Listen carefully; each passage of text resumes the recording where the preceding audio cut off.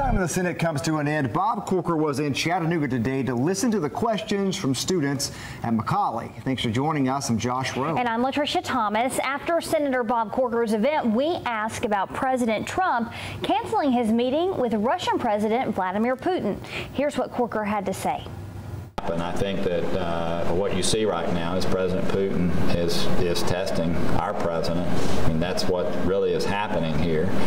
And I do hope cooler heads prevail, but I also know that we've got to stand with Ukraine.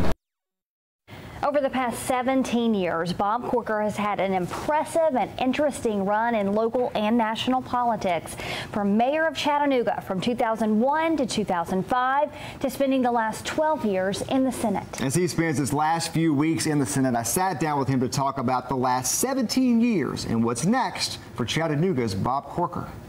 It's been a tremendous privilege to serve in the Senate, and the greatest privilege in my life.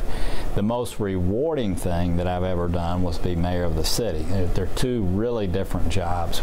Bob Corker has called Chattanooga home for most of his life and has spent 2 terms in the U.S. Senate. Now he leaves office chairman of the Foreign Relations Committee, one of the most powerful senators in Washington, and for more than a year now has become one of President Trump's most vocal Republican critics. The line of demarcation probably occurred when the Charlottesville attack occurred, and it appeared that the president was creating a false equivalence and certainly not speaking to the hatred that some of the groups were displaying. So that was the first place, but we continued on, and you know, I had a run again. He was planning to endorse me. In October of last year, Senator Corker made headlines with this tweet, comparing the White House to an adult daycare. He has continued at times to push back against and criticize the president, including in this interview, questioning the president's statement last week that sided with Saudi Arabia after the killing of journalist Jamal Khashoggi.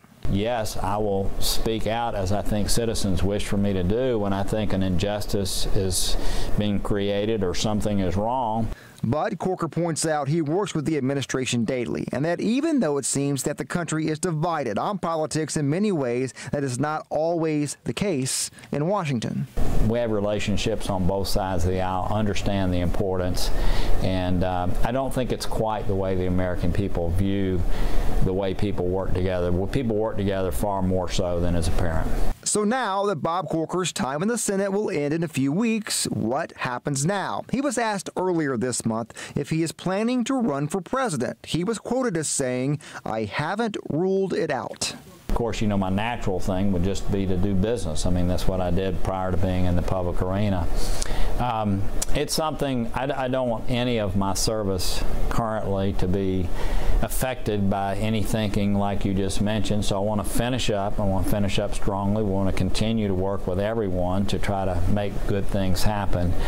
But then, is that a possibility? I mean, we'll have to sit down and assess at that time. And I pressed Senator Corker on that, asking what factors he will consider when making that decision. He told me he's not ready to discuss that just yet. We will stay tuned. Yep. A wet and